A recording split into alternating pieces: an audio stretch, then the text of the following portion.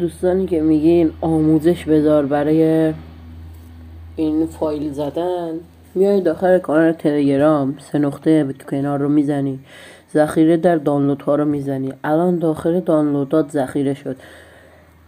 میای بیرون برنامه زید آرشیور رو باز میکنی، میری داخل دانلود، داخل تلگرام و اسم اون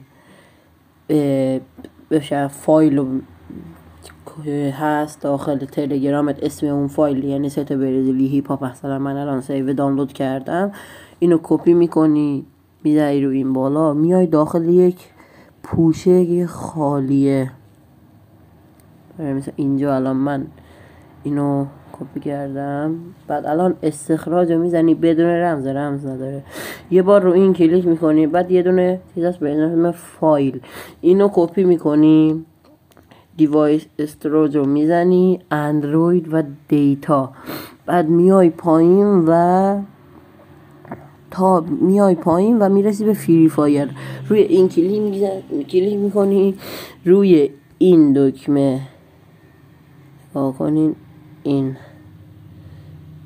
کلیک میکنی و این جایگذار میشه. روی این اپلای تو آل کلیک کنی و این اولیه رو میزنی.